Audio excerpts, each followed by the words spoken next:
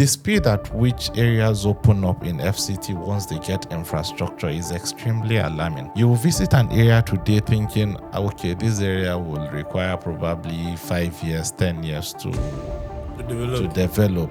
But once one project starts around there, the speed at which everything happens, you won't believe it. All right, guys, welcome back to another episode of the City Bets podcast. Today, we are going to be focusing on how expensive properties have become in Abuja. You know, recently I went somewhere to go and check out the property, and it was a 5-bedroom, semi-detached duplex, and the houses were all conjoined together, just like flat by flat. And ordinarily, I wouldn't buy that house for maybe, if I wanted to buy that house, I'll buy it for like maybe 100 million or 80 million.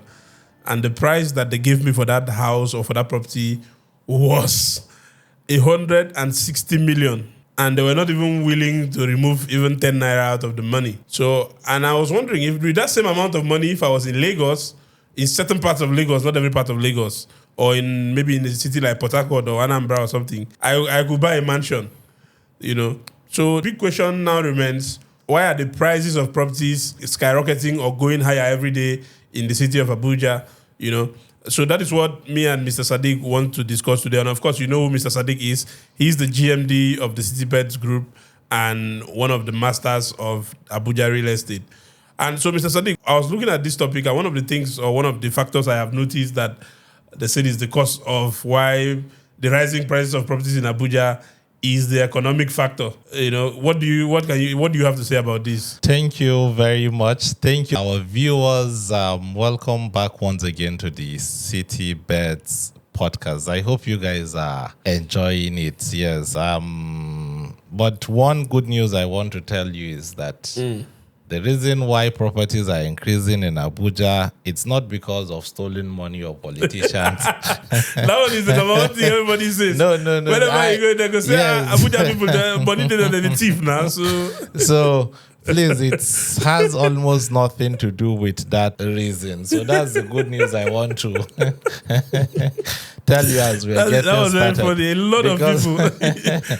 Because most times if I talk about how properties are appreciating in Abuja. FCT, instead of people looking at the potential, instead of people looking at, okay, this is an opportunity, let me strategically invest. The next thing people are telling you is how bad politicians are and what have you. I'll be like, we are not here to blame anybody. We are here to point out opportunity for you to change your life. But people are too used to blaming. So the number one factor has nothing to do with with politicians. Yes, I don't know why I find that very funny. So as we have rightly said, one of the key reasons why properties are going up is economic factors. Yeah. Yes, if you look at how FCT is today, there is a lot of urbanization happening in FCT. Okay. A lot of locations in FCT are urbanizing extremely fast. You know, whenever you have in a particular location, if you have a lot of rural urban migration, properties tend to go up. Yes. In FCT now, it's not just a single rural area or two rural areas migrating to FCT. From every part of Nigeria and outside Nigeria, people are migrating to FCT. Yeah. As we speak now, that number is at around 5% annually. That's over 200,000 people annually migrating to FCT. So definitely that is a key factor. That urbanization is a key factor. And that migration into FCT, there are a lot of reasons that are causing that.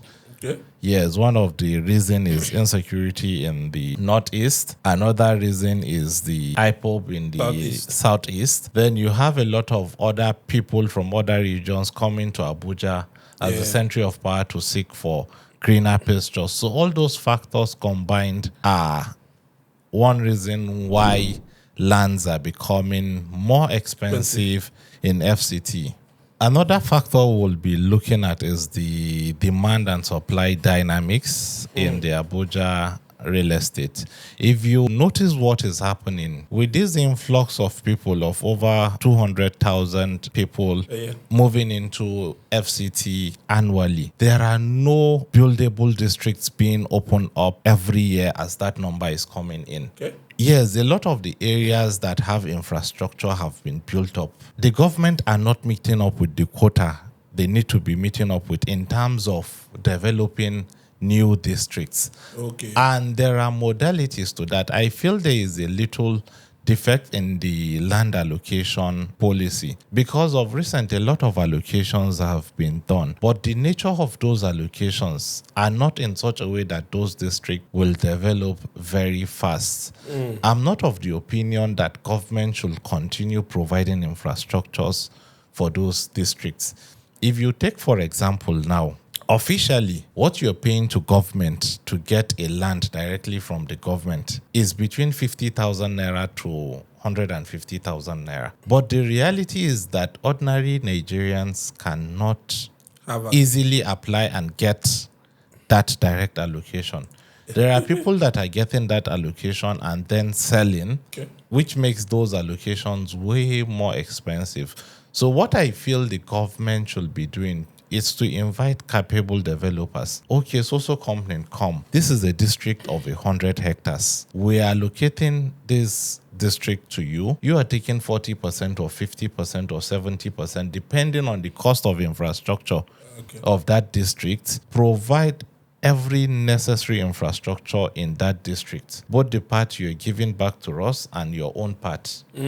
Then after then, the government can now allocate its own part. But in a situation where government are allocating land without proper provision of how will infrastructure get there, and the housing deficit is increasing by the day, that will not address it. But if you're handing over this parcel of land to a capable developer, okay, create infrastructure for the entire 100% of the land, take 50%, then give government 50% to allocate. Immediately, if the district is 200 hectares, what you are sure of is that within the next 2-3 years, when this developer will finish the infrastructure, you have additional 300 hectares of a buildable area. But if you allocate that 200 hectares today, giving different people 1,000 square meter, 500 square meter, in 10 years' time, nobody can start doing anything there. Yes. So I feel government should look at that policy, because if they look into that policy, it will help in making more buildable lands available, because the speed at which areas open up in FCT once they get infrastructure is extremely alarming. You visit an area today thinking, okay, this area will require probably 5 years, 10 years to develop. But once one project starts around there, the speed at which everything happens, you won't believe it. Yes. That's the problem. A lot of people, that goes back to what you were saying before about people saying that they're politicians, because let's be very honest, sometimes some of these allocations are not being done to the right people that need them. They are allocating some of these plots to some of their friends. Okay, imagine now I have money, I have 50 houses in this town, I have 10 houses. I now allocate 1 hectare of land to me somewhere. I would not be in a hurry to develop it now. I'll just, I'll just leave it there hanging. But if you give it to the ordinary people or the developers or maybe individuals that have money they will definitely run fast and make sure that the place or the land is developed. So I think another issue there is allocating the lands to the wrong people. Developers. Yeah, so allocate them to the right developers.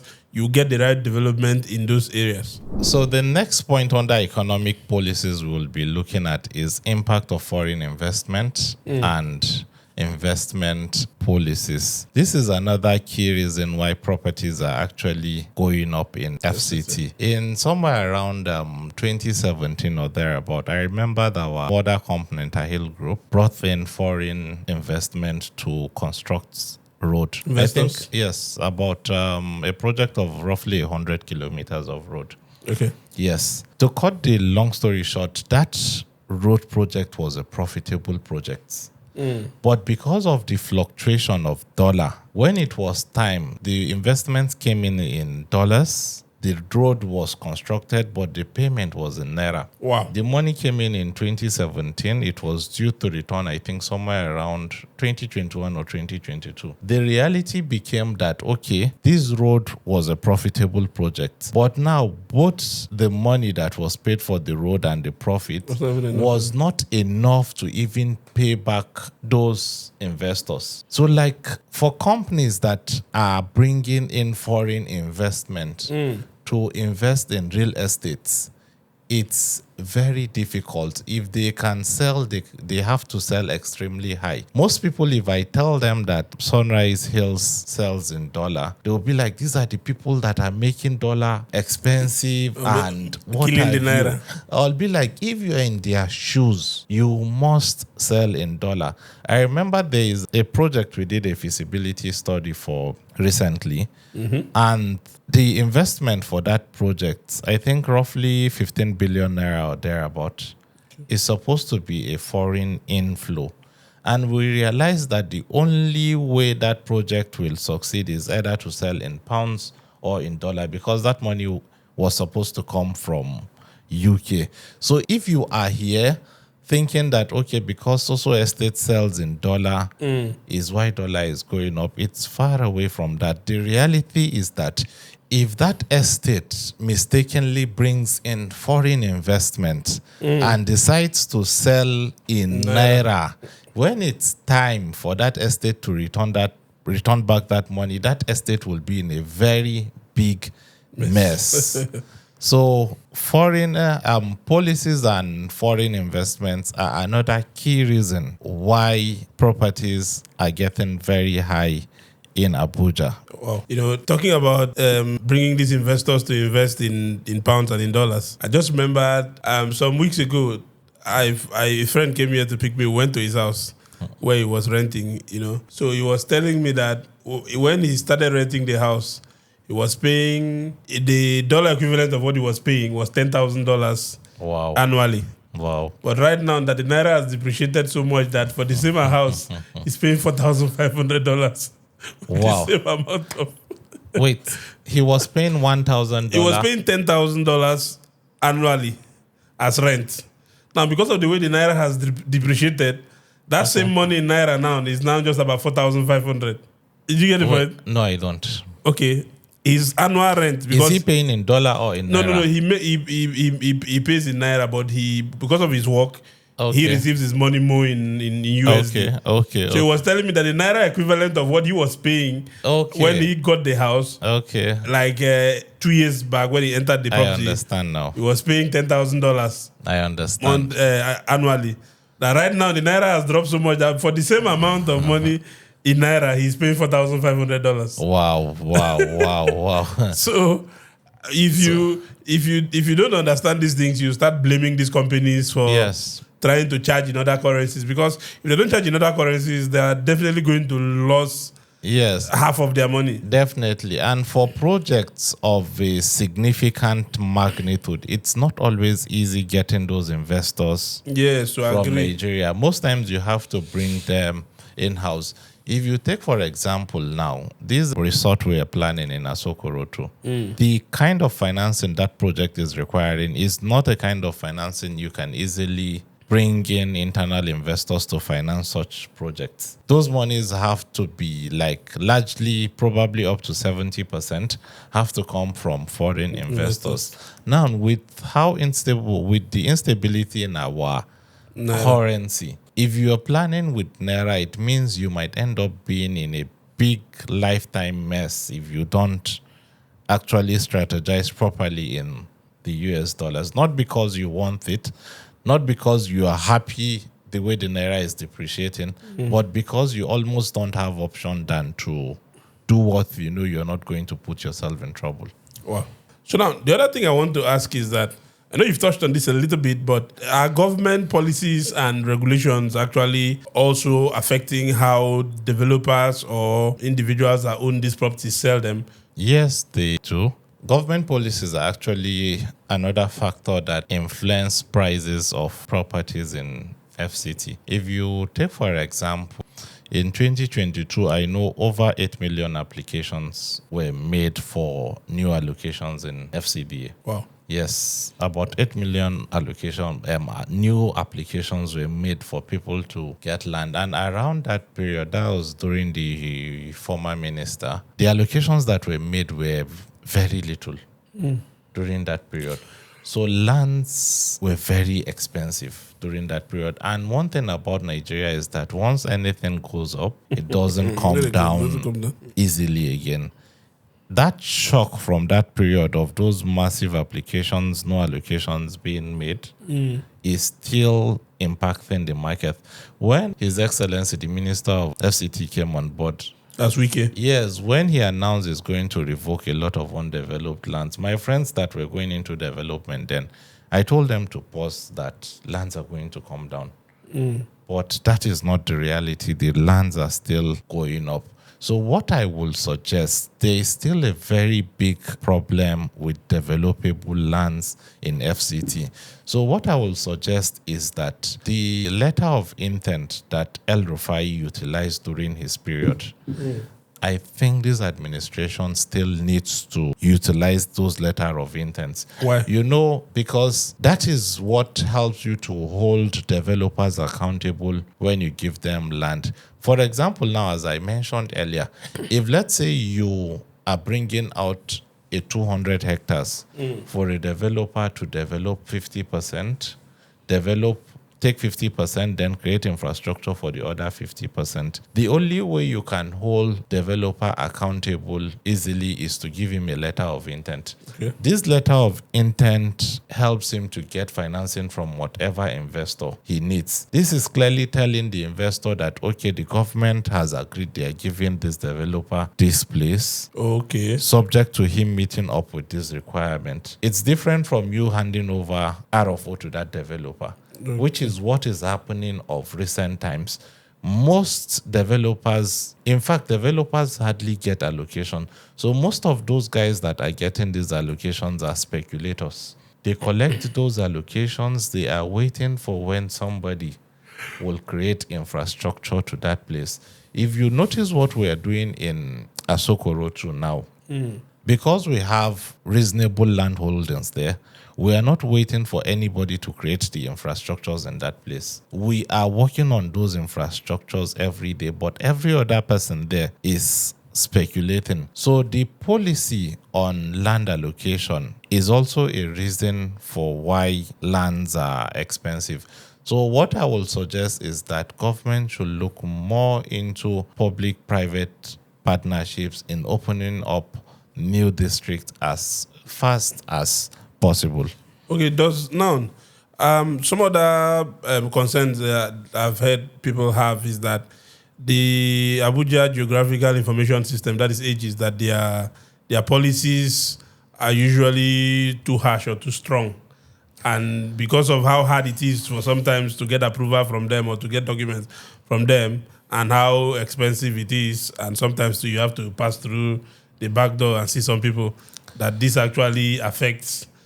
Also, this is also a contributor to how the rise in price of properties has become. Yes. You see, like the Abuja Geographical Information System, it's more like the parent body that stores every single land details in FCT. Okay. Yes, they are the intermediaries that people interact with in perfecting your land titles, in applying for land, in paying your taxes on lands, and all those things. So if you understand how AGIS works very well, some bureaucratic process might be slow, but if you understand how they work and why those processes are slow, you will actually appreciate how they work, because I have worked closely with them. I have seen how strict their processes are, and I have seen the reasons why those processes need to be as strict as they are. Okay. So I understand that sometimes people get frustrated, leave their lands. I know of a lot of people that probably started the process of perfecting their land titles, got tired after 1 year, and just let it be. So those things actually, in a way, contribute to cost of properties, because if those people are able to perfect their titles, those properties will be out in the market for sale. All right. So the other question now is, how do investors and speculators actually drive property prices high?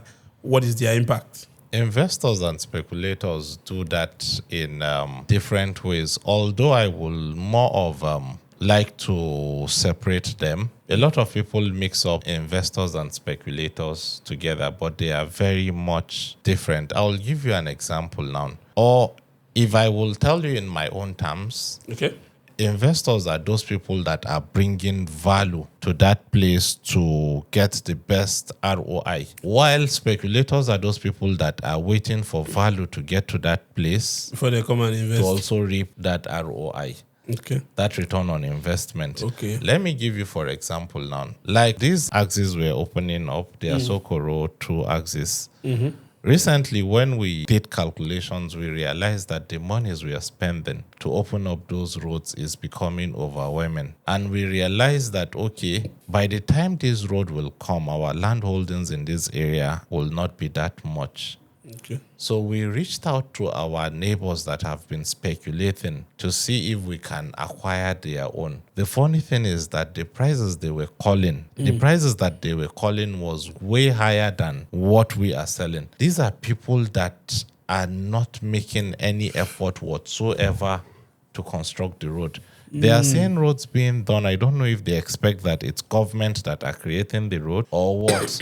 But the funny thing is that they are calling prices that are way, way, way, way higher than the prices we that are working on the road are even selling. Okay. So speculators are a major bottleneck in property prices. That is why that measure, His Excellency took, the Minister of FCT, when he came on board, it was a commendable effort. Measure, because what is happening is that you have been allocated a land, there's already infrastructure in this district, and your RFO clearly states that you should develop this land within the next 2 years. 2 years to 3 years. This district has infrastructure that government spent money in creating that infrastructure. It's not as if those infrastructures just fell from nowhere. And government in itself is actually a business. If a government has created infrastructure in that place, it is expected that government should be generating ground rent.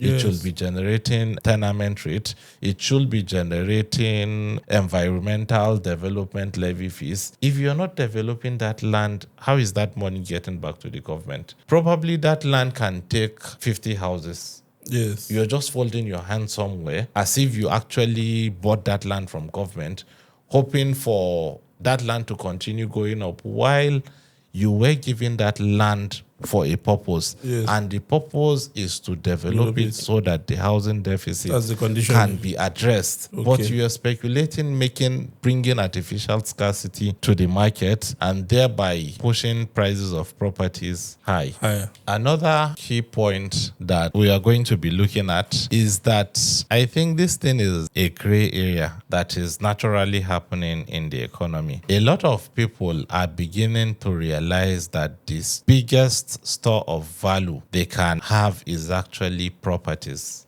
So a lot of people today are investing in properties because they know if they give it time, probably 3-5 years, that price can triple and so on. So they can flip for more money. Take, for example, now, there's an old man, we bought his property. That man bought that property somewhere around 2004 or so. As at the time he bought that property, he bought it between 75 to 80,000 naira. It was a farmland then. He bought it between 75 to 80,000 naira. Today, a road has passed in front of that land. It took the grace of God for that man to agree to sell that land to us for 150 million naira. The difference between 75,000 naira to 150 million naira, it's like you are multiplying your 75,000 naira 100 times annually. Bruh. to get to 150 million naira. Because 75,000 naira times 100 is 7.5 million naira.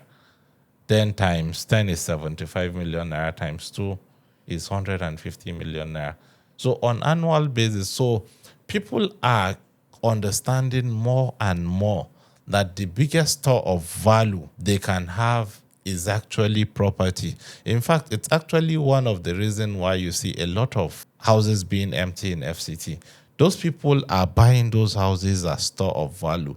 They know that I cannot keep this money in the bank. If I keep it in the bank, this money is depreciating. Yeah. I cannot bank on dollar. Real estate will provide me better alternative. I remember the last time I mentioned people are buying properties to as a store of value. Yeah. The next thing I started getting is that it's stolen funds, it's politicians, it's what have you.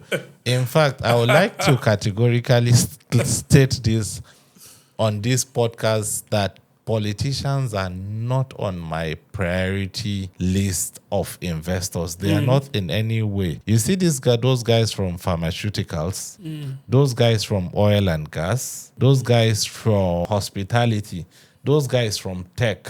Those people are on my A list of investors.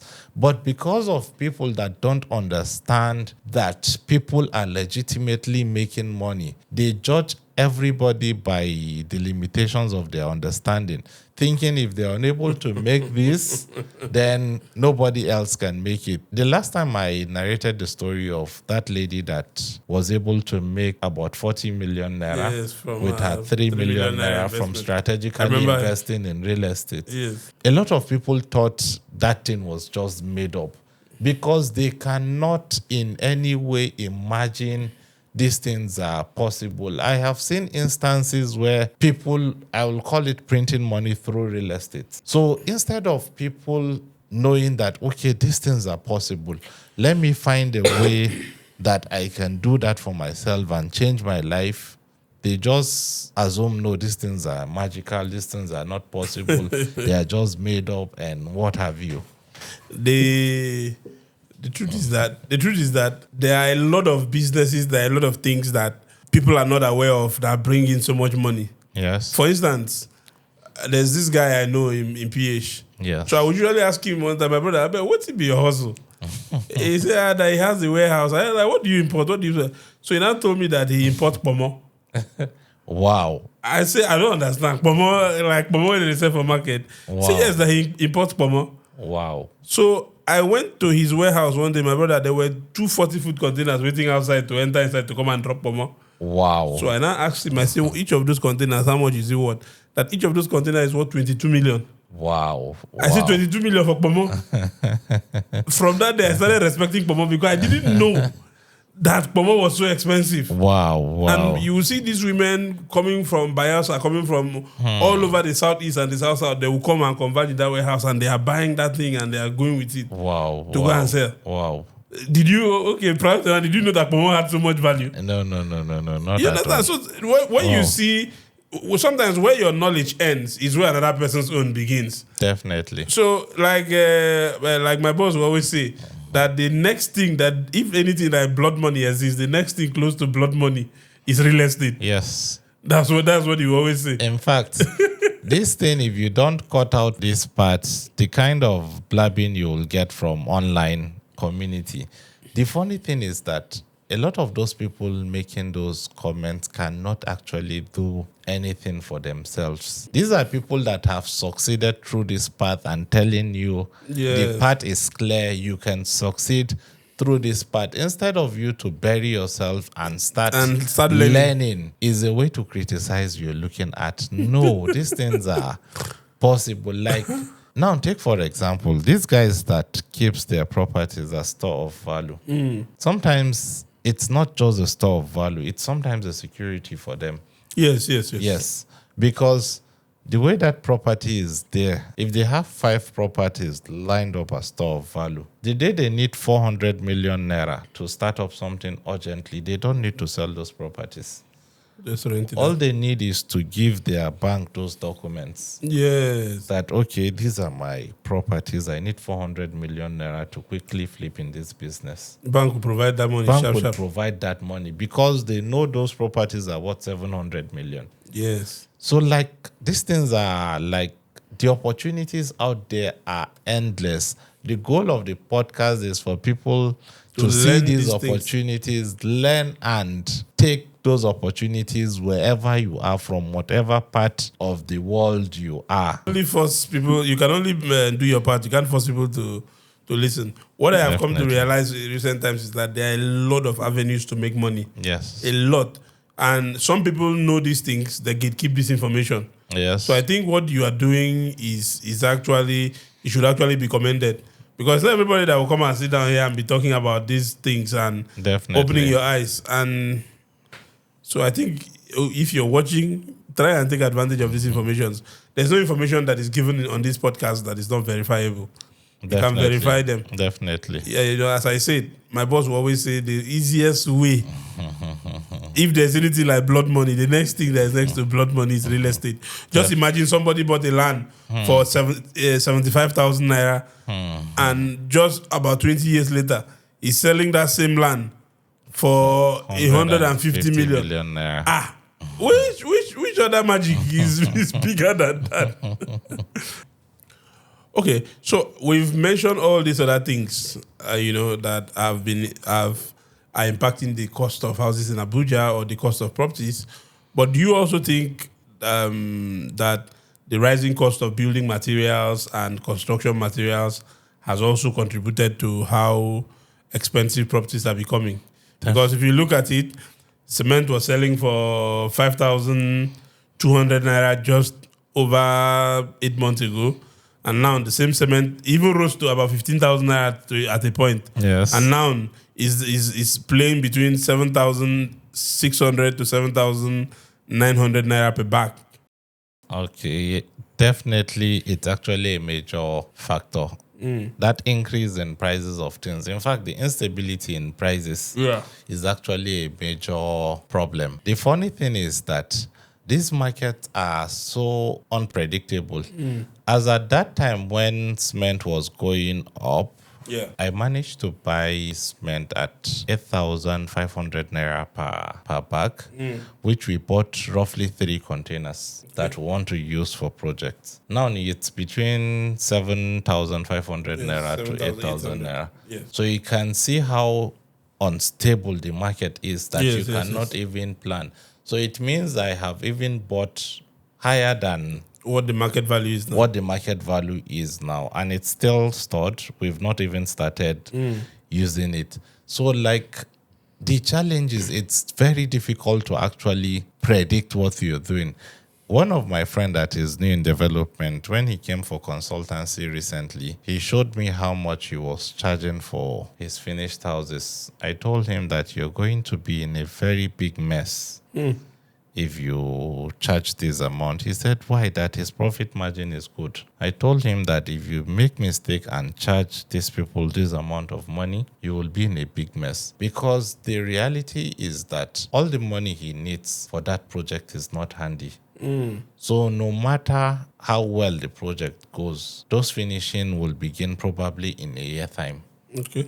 So imagine you today collecting money to do a finishing that you will have to do in 1 year time. I see where that If you're charging somebody 20 million naira today to finish his house, and that house you have just started, it will take you a year to get to the finishing level of that house. In a year time, what you charged him 20 million naira for might be 40 million naira. Exactly. It can be 35 million naira.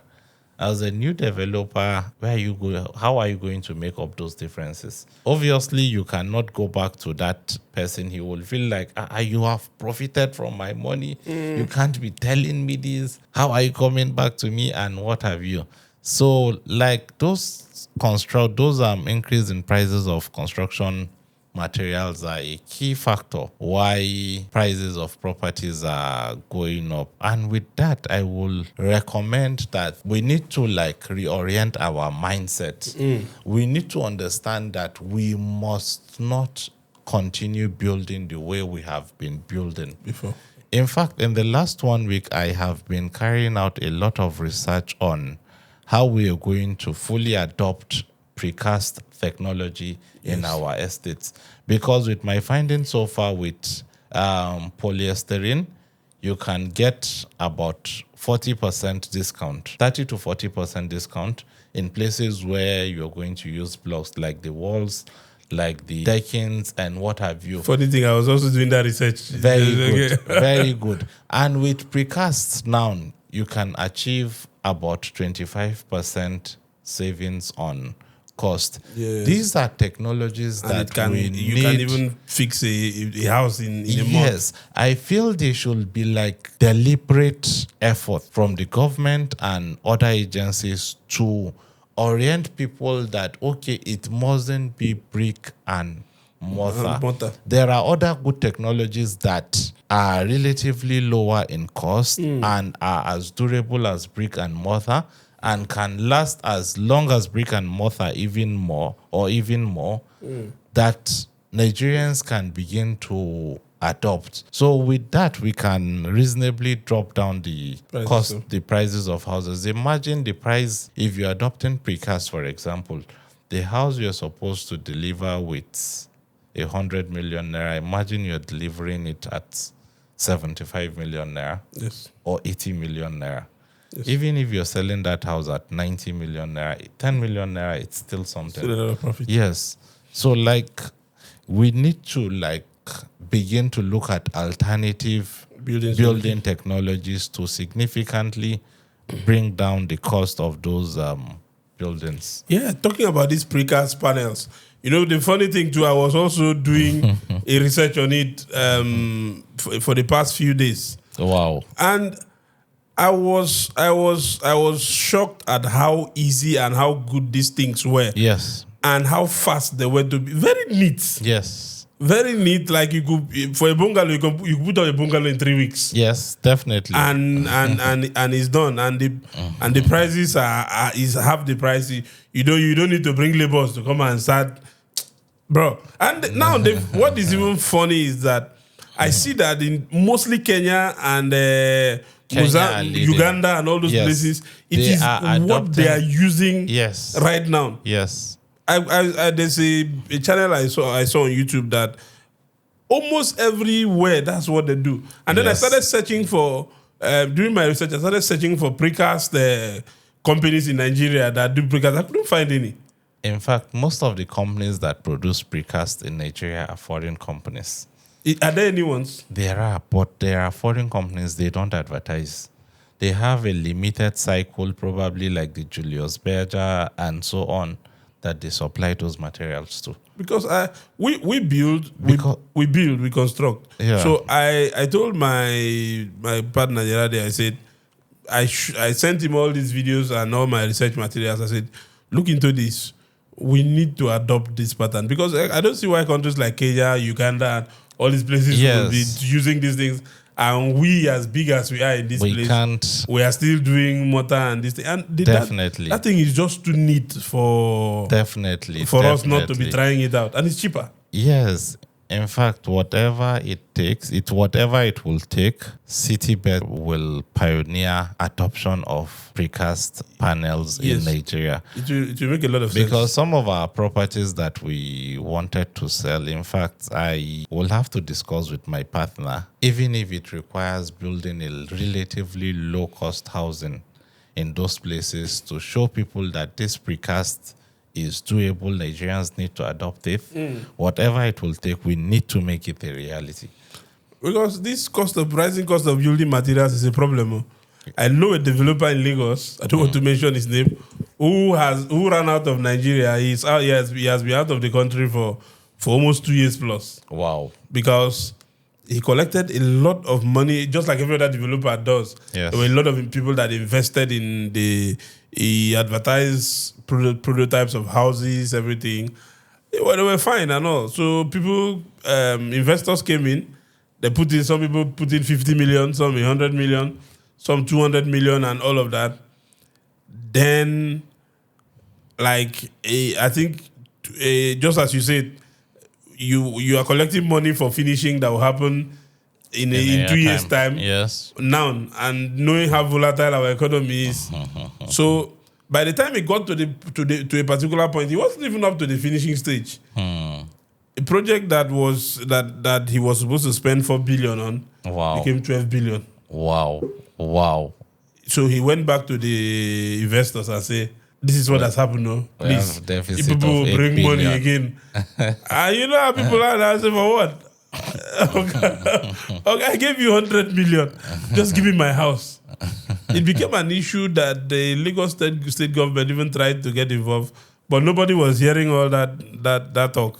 Wow. And at the end of the day, some people started looking for him, and he ran out of the country. Still out of the country today because he has not been able to pay the debt. Wow. Again, he ran away. Because this deficit now, it's a deficit of 8 billion naira, not a deficit of 10 million naira or 5 million naira. 8 billion. Like, it's so unstable that things can get that. And that was this one was like, now if that 8 billion, that should be like 18 billion. You know? So prices of building materials I think I will agree.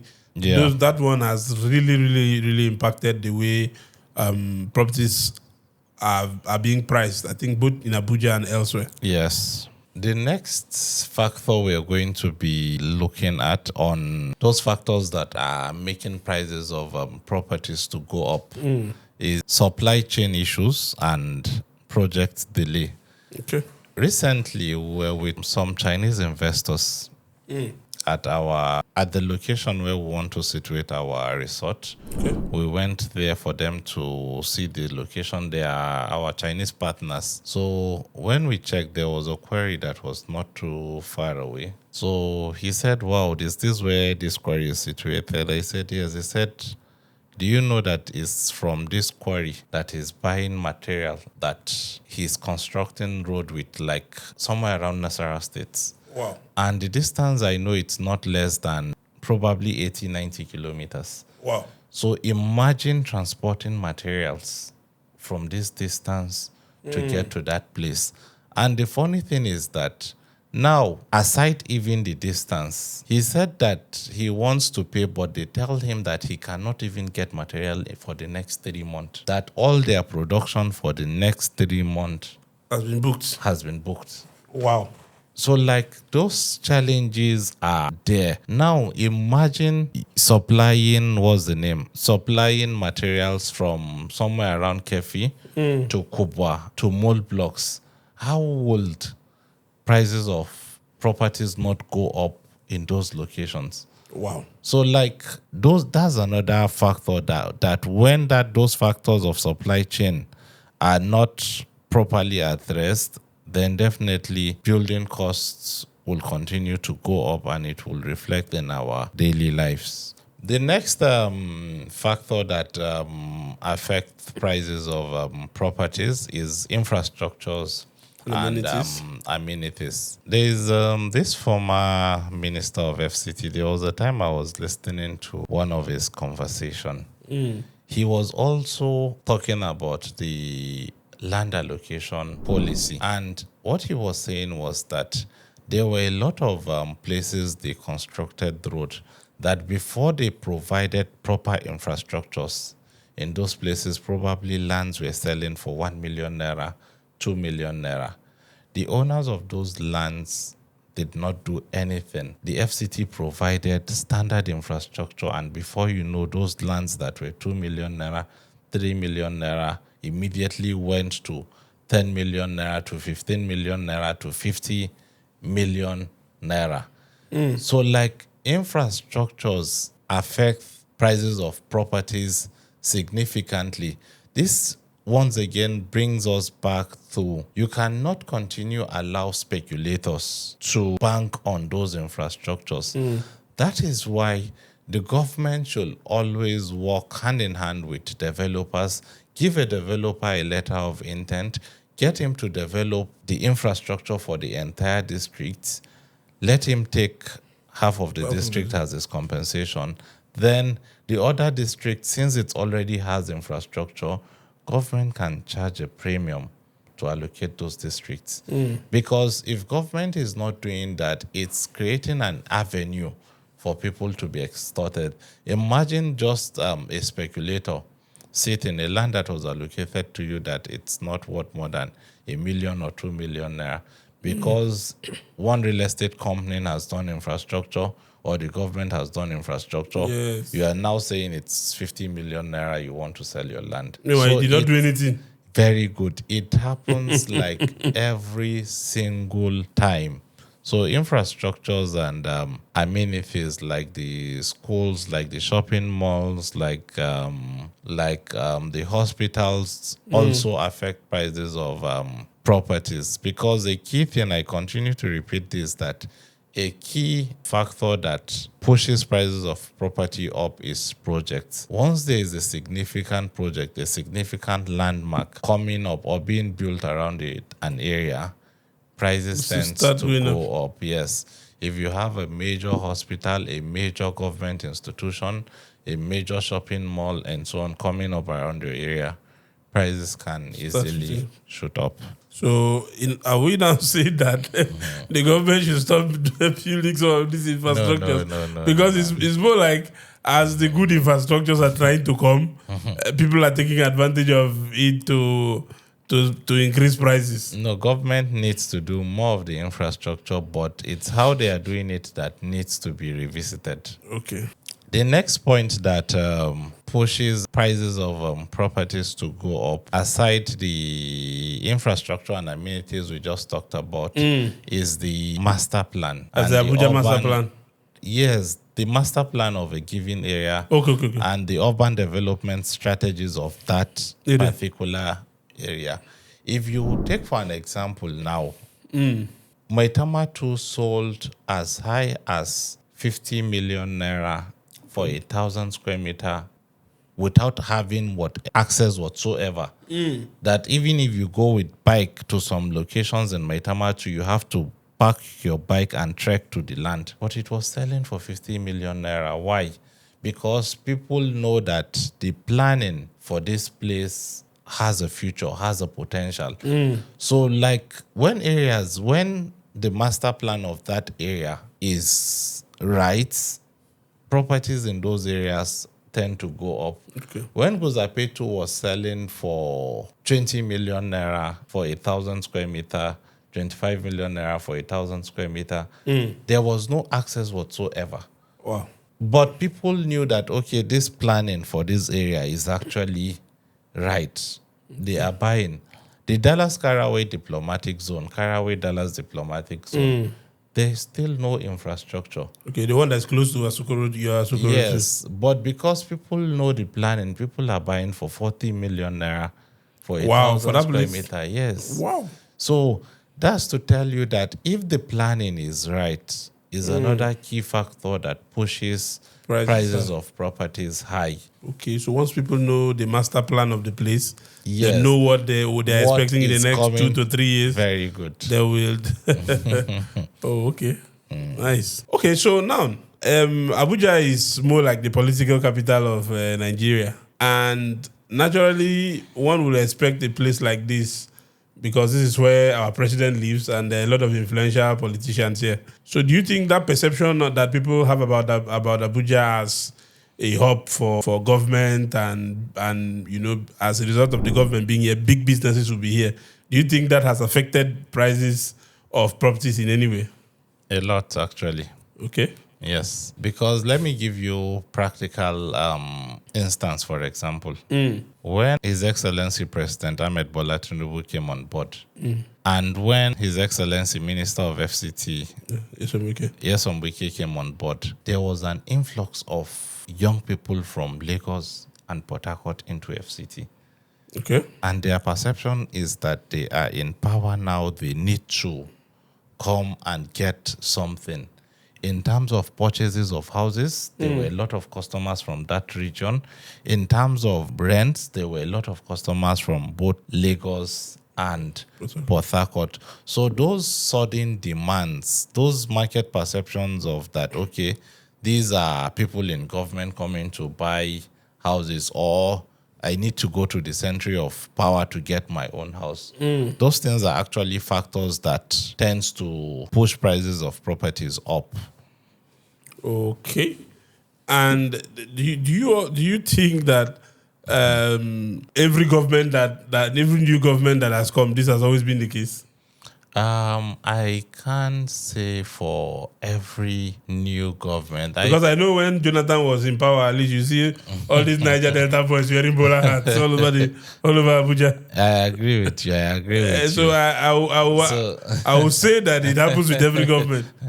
So I can't really comment on that, but we have recently experienced that firsthand. Okay. Yeah. I think for me personally, I started noticing it during the Jonathan era. Yes, it happened because a lot in their own case, it was so obvious because of their dressing. Their dressing style. So yes. you see, during Buhari's tenure, you might not notice much because Definitely. Everybody in Abuja wears a kaftan and yes.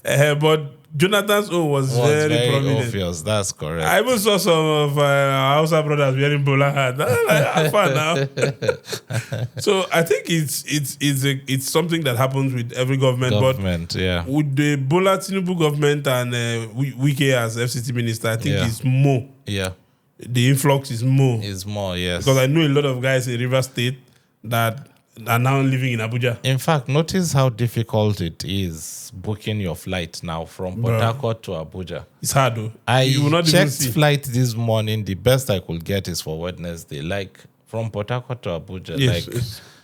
So all of a sudden, the flights are becoming extremely scarce on that. Extremely. route. Sometimes if you book, instead of you to even see, you will have to wait for a couple of days to even get chance.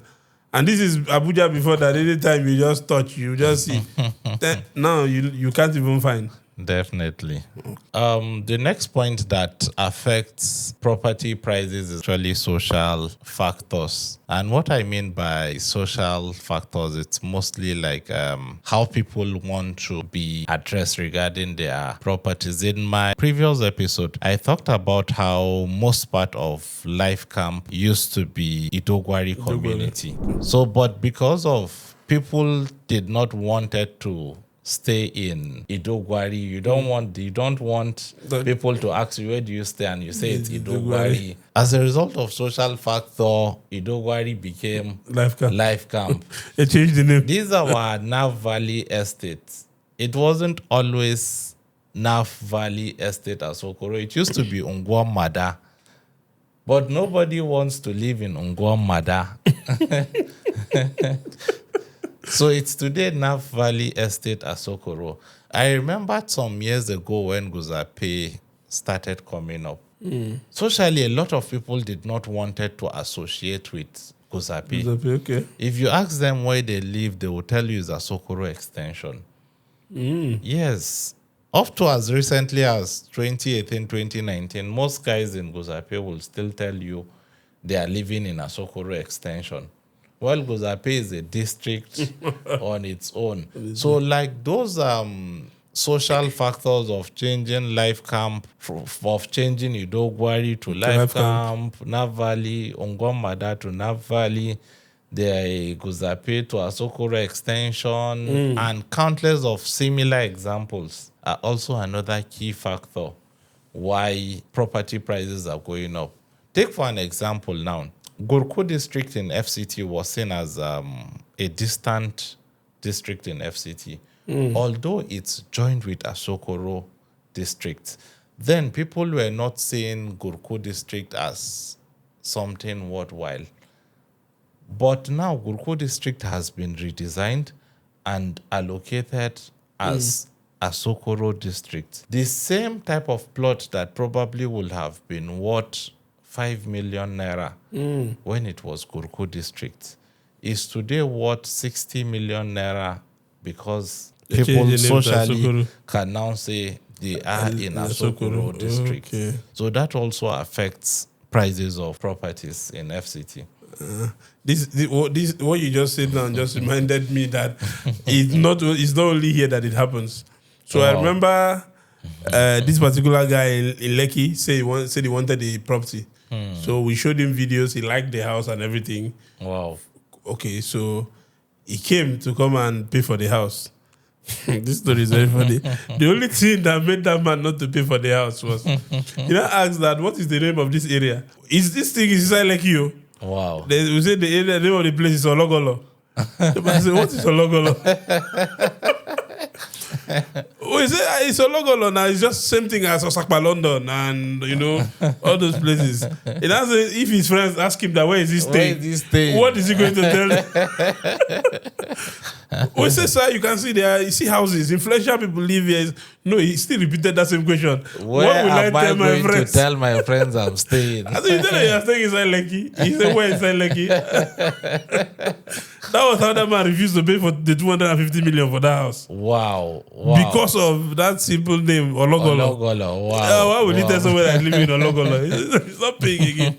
So I absolutely agree. People want status. People just want to be associated with certain areas, definitely, and certain names, and those to just prove their names caliber. Pushes the prices of properties up in those areas. Oh, okay. So now that property you were supposed to sell in Ologolo for 250 million, if the name of Ologolo is changed, he would have bought the property to New Lekki or Prime Lekki. Yes, Lekki Prime or something. Yes, or Lekki Prime. Probably that property can now be 300 million naira or 350 million naira. And he will still pay. And he will still pay. Very, very funny. It's funny how people make decisions sometimes. Yes. Something as simple as a common name. Yes. That effect has not left my head. In real estate, names are extremely powerful. Wow. Names are extremely powerful. Maitama too was part of Shape, part of Jikakuchi community, and those communities. Lands are not supposed to be worth more than 2-3 million naira in those places. Or just the name Maitama too shoot up those prices to 40 million naira, 50 million naira. Wow. So names are extremely powerful in real estate, belonging to that social class. Maitama alone makes a lot of difference in real estate. Wow. The next point we are going to be looking at on factors that are making properties expensive in FCT, it should be prestige and status. FCT has been designed in such a way that every area can expand at the same time. Okay. Every area has been given the right amenities. They have the right government agencies. They have the right planning that every area can develop relatively independent of other areas. But people now, once you begin to have money, once you begin to occupy a particular seat, you want to live in the Asokoros, you want to live in the Maitama, you want to live in the Wuses, you want to live in the Guzapes, the Katampe extensions, and so on. The influx of those people to those areas, instead of actually considering other places that might be also as good but not as prime as those places, is also pushing prices of properties high in those areas. If you track the prices of properties in Guzape, Katampe Extension, and Wuye within the last, let's say, 7 years. 7 years, that will be from 2017. If you track the prices of properties in those places within the last 7 years, I doubt if that kind of appreciation will happen anywhere in the world. Wow. Yes, I doubt in the whole world if that kind of appreciation happens anywhere, because everybody that is doing well wants to live in one of those areas. Most of these young guys coming up that are doing very well, they want to live in either the Wuye or the Katempe extension or the Guzapi. So developers now, to get property to develop in Guzapi, it's court case. It's extremely expensive. Guzape is expensive. It's extremely expensive. So that status and position, it's really pushing prices of properties higher and higher. I mean, it's Abuja now, so you always have friends that are politicians. So you don't want to carry them and go to Ologolo. It's not politicians. It's not politicians. It's politicians. I disagree because the funny thing is that if I look at my client list, I don't think I have any single politicians. That is why I strongly don't believe that politicians are the ones moving the market. No, they are definitely not the ones, but people without data, people outside the market that are making judgment based on assumptions, always believe in politicians. But we within the cycle know who the real customers we know that. I don't know if I'm not meeting the right politicians, but of recent times, I'm feeling a lot of politicians are poor and just struggling. For the few I have met, that is my perception about them. So I don't know, I might be completely wrong because there is something a lot of people don't know about these politicians. One thing about money is not actually about how much you are earning. Anybody that has an extremely high burn rate, and what I mean by burn rate is how much you're spending in relations to how much you're earning. If you're earning, let's say, 5 million naira and your expenses are 6 million naira daily, somebody earning 1 million naira monthly, that is monthly expenses is 300,000 naira, will be doing way better than you over time. Yeah, sure. So like these guys have extremely burn rate that even to invest becomes a major problem for them. All right, so this has been a very, very fun episode. Like, we've said a lot, and there's a lot of things to learn from this episode. And so you might just have to share this video with your friends who might want to come and invest in Abuja. And oh, by the way, Asokoro 2, owned by the Citybet Group, is still selling at the moment. And the prices are still very good, though. You have heard all Mr. Sadiq said during this episode. If you don't come and buy Asokoro 2 now, tomorrow, who knows, they might even change the name to something else. And the prices will go from the 40 million naira for 1,200 square meters to 40 million. Yes. It will go from 40 million to 500 million. That time you now remember this podcast that I actually gave you the update before the thing happened. So thank you guys very much. Every information that has been given on this podcast is actually true life stories and is from experience. These are not things we go and Google and go and read. You can't find these things on Google. So everything Mr. Sadiq has shared to you here is definitely from personal experiences on dealing with properties in Abuja for over a decade and everything. So if you need to contact us for most of the properties we have, or you have inquiries you want to make or about buying properties in Abuja and all, you can check down in the descriptions. In the description here, numbers are there. You can send a DM on Instagram or on on TikTok and other social media platforms, and you can even send an email if you want to. So until the next time, we'll catch you again in the next one.